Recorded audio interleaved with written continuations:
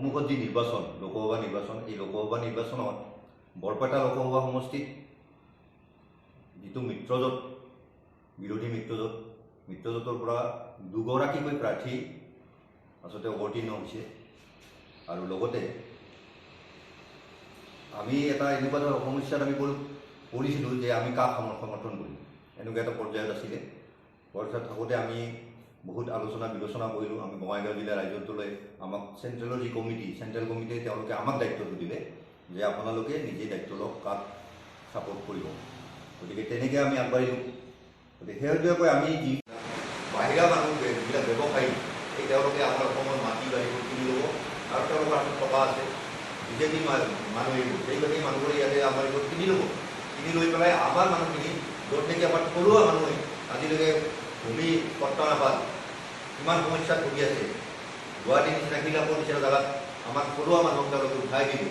গতিকে এনেকুৱা ধৰণৰ ঘটনা এটাই মানে ৰাইজে চব দেখি আছে।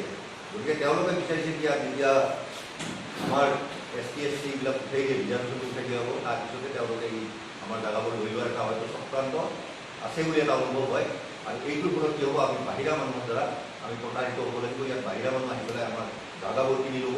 গতিকে এই কথাবিলাক প্ৰত্যেকজন নাগৰিকে, অসমৰ প্ৰত্যেকজন নাগৰিকে বৰপেটা লোকসভা সমষ্টিৰ যিসকল ভোটাৰ তেওঁলোকে এই কথাটো ভাবক যে আমি আচলতে বিজেপিক ভোট দিয়া উচিত নে অনুচিত। কাৰণ বিজেপিক ভোট দিলে আমাৰ উন্নতি হ'ব নোৱাৰে। কেৱল গণতন্ত্ৰৰ হত্যা হৈ আছে, বাক স্বাধীনতা নোহোৱা হৈছে, আমি একো ক'ব নোৱাৰোঁ। আজি কিবা এটা কোৱাৰ পিছতে কালি এটা ধমকি মাৰা হয়। মানুহ এতিয়া এনেকুৱা এটা অৱস্থা হৈ গৈছে, ভয় খায়। মানে কিবা এটা কথা ক'বলৈ ৰাস্তাতে ৰাতি গৈ থাকিলেও ভয় লাগে, এনেকুৱা এটা পৰিৱেশ। কিন্তু তেওঁলোকে কয়, বিজেপিয়ে কয় এতিয়া অসমত শান্তি, ভাৰতত শান্তি। কিন্তু আমি সেইটো কথা আমি লক্ষ্য কৰিছোঁ যে গণতন্ত্ৰ হত্যা বিশেষভাৱে হৈ আছে। এতিয়া কোনো এটা ক্ষেত্ৰতে মানুহে মাত মাতিব নোৱাৰে। যিয়ে মাত মাতিছে তাকে মানে বহাই থোৱাৰ ব্যৱস্থা কৰিছে, ED লগাইছে, কিবা কিবি কৰিছে, কৰি পেলাই এনেকুৱা ধৰণৰ ব্যৱস্থা ৰাখিছে। গতিকে ইয়াৰ আমি ৰাইজক এটাই অনুৰোধ জনাম, যাতে আপোনালোকে বিৰোধী মনোৰঞ্জন তালুকদাৰ প্ৰতিও ভোট দি জয়যুক্ত কৰক। আমি এখন সুন্দৰ ভাৰতবৰ্ষ কৰাৰ স্বাৰ্থত, এখন সুন্দৰ অসম কৰাৰ স্বাৰ্থত। আৰু মোৰ লগত আছে ঘৰত আমি কিছু চালোঁ তেওঁলোকৰ কাৰ কিমান যোগ্যতা, সেই হিচাপে আমি ছাপোৰ্ট কৰাৰ কাৰণে আমি আগবাঢ়িলোঁ। শেহতীয়াকৈ আমি দেখা পাইছোঁ যি দুলু আহমেদ এজন উঠিছে নিৰ্দলীয়। আচলতে আমি জানিব পাৰিছোঁ তেওঁ ডাইৰেক্টলি হেমন্ত বিশ্ব শৰ্মাৰ দ্বাৰা প্ৰক্ষেপিত এগৰাকী প্ৰাৰ্থী। আৰু সেইকাৰণে আমি দুলু আহমেদৰ কথাটো একেবাৰে ভবা নাই।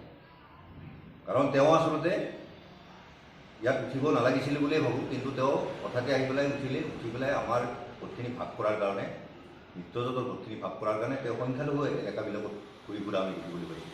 গতিকে দুলু আহমেদ ডাঙৰীয়াক আমি স্পষ্টভাৱে ৰাইজক কম যে তেখেতক যাতে ভোট নিদিয়ে। তেখেতৰ ভোটটো আচলতে আমাৰ মিত্ৰজোঁটৰ ভোট ভাগ কৰাৰ কাৰণে এটা প্ৰচেষ্টা বুলি আমি ভাবিবলৈ বাধ্য হৈছোঁ।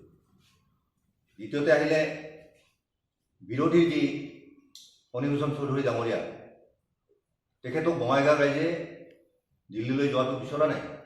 এইটো আমিও লক্ষ্য কৰিছোঁ এইকাৰণেই যে মানুহজন আচলতে তেখেত বয়োজ্যেষ্ঠ মানুহ, আমি বেয়াকৈও ক'ব নোখোজোঁ, কাৰণ তেখেতৰ প্ৰতি এটা আমাৰ সন্মান আছে। কিন্তু কথাটো হ'ল যিজন ব্যক্তিয়ে অসমৰ সমস্যাসমূহ দিল্লীত উত্থাপন যে কৰিব পাৰিব, তাক লৈ এটা সন্দেহৰ বিষয় হৈ পৰিছে। হয়তো বিজেপিয়ে তেনেকুৱা ধৰণৰ মানুহকে মোদীৰ সমৰ্থনত জিকাই লৈ যাব বিচাৰিছে। গতিকে আমি এই ক্ষেত্ৰত বিজেপিৰ কিছু কথা আমি ক'ব বিচাৰোঁ যে বিজেপিয়ে শাসনলৈ অহাৰ পিছত তেওঁলোকে যিবিলাক প্ৰতিশ্ৰুতি আমাক দিছিলে, সেই প্ৰতিশ্ৰুতি কিন্তু আজিলৈকে কৰা দেখা নগ'ল। আজি তেওঁলোকে কৈ আছে Modi guarantee, Modi guarantee, Modi guarantee. Modi guarantee, মোদীয়ে কোনটো গেৰাণ্টি তেওঁ দিব পাৰিছে আজিলৈকে? আমিতো দেখা নাই। কাৰণ তেওঁ যি 2 কোটি বছৰি নিবনুৱা সংস্থাপন দিম বুলি কৈছিলে, সেইটো আজিলৈকে নহ'ল। 5 বছৰত তেওঁ 10 কোটি সংস্থাপন দিব পাৰিব লাগিছিল, সেইটো নহ'ল। আগতীয়াকৈ যি ইলেক্ট্ৰল বণ্ড, তাৰ জৰিয়তে তেওঁলোকে কিছুমান কোম্পানীৰ পৰা টকা লৈ পেলাই, যেনেকৈ ঔষধ কোম্পানীৰ পৰা তেওঁলোকে টকা লৈ প্ৰায় 900 কোটি টকা তেওঁলোকে লৈছে। বিজেপি দলে লৈ পেলাই এতিয়া ঔষধৰ দাম ইমান বেছি কৰি পেলাইছে যে মানুহে সাধাৰণ ৰাইজৰ পানীত হাঁহ নচৰা অৱস্থা। কাৰণ আজিকালি প্ৰত্যেক ঘৰতে ৰোগীয়া মানুহ থাকে। কিছুমান এনেকুৱা যেনেকুৱা ডায়েবেটিছ, প্ৰেছাৰ, এই ধৰণৰ অসুখবিলাক আচলতে কমন হৈ গৈছে। আৰু এই কমন ঔষধবিলাকৰো দাম ইমান বেছি বঢ়াই দিয়া হ'ল, য'ত নেকি এতিয়া ডক্টৰবিলাকে মানে ক'বলৈ বাধ্য হৈছে যে আমাৰ প্ৰেছক্ৰিপশ্যন লিখিবলৈ এতিয়া হাত কপে। তেতিয়াহ'লে এই সাধাৰণ শ্ৰেণীটোৰ কি অৱস্থা হ'ব? তেওঁলোকে মোদী গেৰেণ্টি বুলি কৈ মানুহক ঠগি আছে বাৰে বাৰে। তেওঁলোকে গৰু বেপাৰী গৌ মাতা বুলি কয়, কিন্তু আমাৰ অসমীয়া সমাজখনে গৰুৰ পূজা আজি নহয়, একদম কেতিয়াবাৰ পৰাই এখন ভুৱা অৰুণোদয় ফৰ্ম ওলাইছে। এইখন চাওক আপোনাৰ ওলাইছে, এইখন ভুৱা অৰুণোদয় ফৰ্ম। এই ফৰ্মখনক আমি এইকাৰণে ভুৱা বুলি ক'বলৈ ওলাইছোঁ, কাৰণ ইয়াতে আপোনাৰ ভাৰত চৰকাৰৰ নাম এটা উল্লেখ নাই, আচল সিস্টেম নাই। তাৰ বিপৰীতে আপোনালোকৰ ইয়াত আছে পদুম ফুলৰ ফটো, ভাৰতীয় জনতা পাৰ্টি অসম প্ৰদেশ, এইবিলাক বিভিন্ন কথাতে উল্লেখ আছে। এই ফৰ্মখনৰ আঁৰ লৈ পিনে আমাৰ যিসকল মহিলা আছে, সহজ সৰল মহিলাবিলাকৰ পৰা ভোটাৰ হিচাপে তেওঁলোকে ব্যৱহাৰ কৰি মানে ভোটটো আদায় কৰি পিনে নিৰ্বাচনৰ বতৰত তেওঁলোকে পাৰ হ'ব বিচাৰিছে।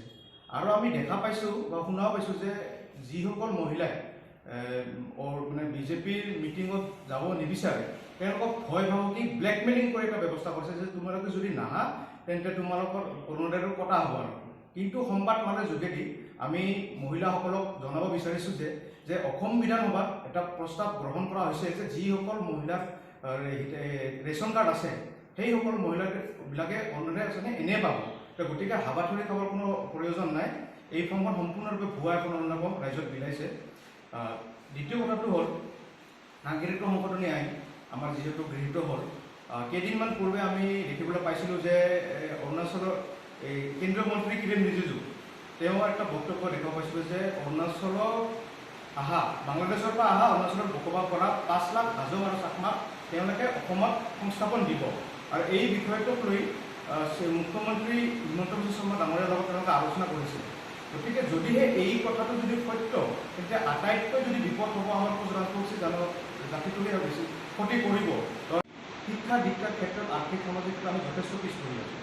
সেইকাৰণে আমি বাৰে বাৰে জনজাতিকৰণৰ দাবীটো উত্থাপন কৰি আছোঁ, কিন্তু বিজেপি চৰকাৰে বাৰে বাৰে জনজাতিকৰণৰ নামত কিন্তু আমাক ঠগ আৰু প্ৰবঞ্চনাহে কেৱল কৰি আছে। সেইকাৰণে আমি এইবাৰ আমাৰ যিজন মনোৰঞ্জন তালুকদাৰ CPM তেওঁ আমি যোগাযোগ কৰিছোঁ, কৈছে যে আমি দিল্লীত এই বস্তুটো উত্থাপন কৰিম। আপোনালোকৰ যিটো বহুমূলীয়া ভোট সেইটো CPMৰ প্ৰাৰ্থীজনক দিব বুলি আশা ৰাখিলোঁ।